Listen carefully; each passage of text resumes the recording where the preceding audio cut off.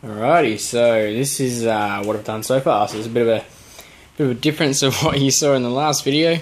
I was really busy and it was dirty and everything. I couldn't be bothered stopping the camera and filming and then going again, blah blah blah. And didn't really want to talk about it because I changed my mind every 5 seconds. So what I would have said in the last video is probably not how it would have turned out. Sort of just work off the top of my head. It seems to work a bit better. So yeah, what I did was I mounted the motor up, made some motor mounts obviously, and mounted the motor up onto the bike as it was a bike, like when it still had 2 wheels.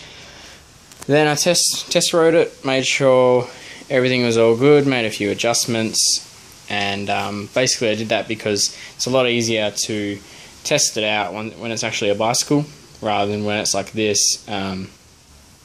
Be a bit more difficult when you have minor adjustments to make and stuff like that. So I made sure the chain was running correctly and blah blah blah blah, and yeah, it's all good. So these two are the motor mounts. The motor sort of sits in a little cradle. Originally it has studs front and rear, but I had to take the front studs out in the front because otherwise I couldn't get the motor in. I welded it in there with the motor in there and I couldn't get the bloody thing out, so I had to back the studs out while I was mounted in there and then get some bolts. So yeah, just welded off there, and then that one is welded off there, goes around, and then just made up a little bracket. Pretty simple stuff really. And then this one off the top here is for the fuel tank. Fuel tank's got some little brackets like that, and it just sits on there and hose clamps up and it works pretty sick. So this has got the manual operated clutch and all that. As I was saying in the last video, see if I can get a pull start for one of these. I googled it and yeah, you can. So it actually bolts onto the opposite side.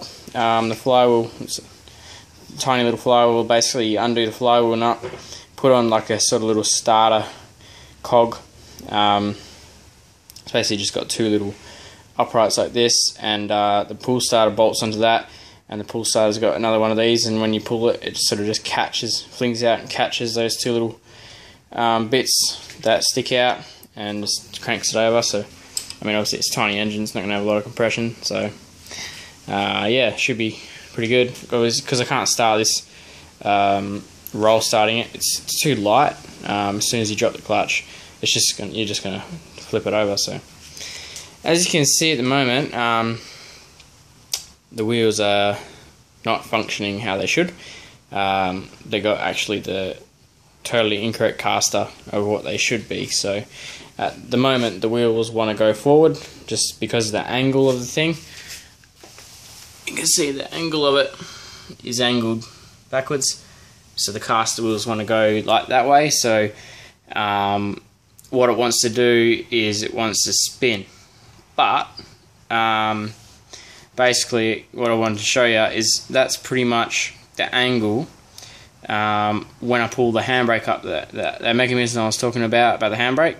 That's pretty much what it's going to be like when you pull the handbrake up. So it's going to move the caster of the wheel over horizontal sort of thing, and then the wheel is going to want to flick around, which will make you do 360s and stuff. Or you can gauge it basically with the handbrake of how much you want, so you can do a lot tighter turns and all that. And then when it's in the normal position, it's pretty much going to be what it is now, but flipped. So the wheel's going to be on a pretty hectic angle like that, but obviously that way. So the wheel, no matter really what you do, it's not going to want to flick around. It's always going to want to track that way. So the drift trike's pretty much always going to track relatively straight. So whatever you do with the front wheel, the rears are going to want to do the same. Whereas when you pull the handbrake lever, it messes it all up. The rear wheels want to flick around that way, which is going to want to steer it, because obviously when they want to flick around that way, they're going to turn. So it's going to flick the rear out. So yeah, basically once I had the bike all on there, the motor and everything, I cut the frame and then welded these 2 bits of pipe down, made a rear frame like so. What I'm going to do now is make another I don't have enough metal to make another frame this big, and obviously it's going to be a little bit too weighty as well. You don't really want a lot of weight behind it. So what I'm going to do is make off little squares just to bolt these wheels to. So little square here, little square at that end, and then weld a pipe along them so they're joined, and then bolt those wheels to that. And then I've got some hinges. I was thinking about it more, and I mean, they're not going to have a lot of weight on them, considering hinges support doors, and pretty heavy doors at that, with these ones anyway.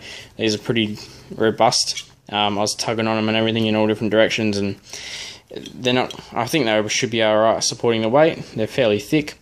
I guess we'll soon find out, but yeah, what I'm going to do is weld the hinges.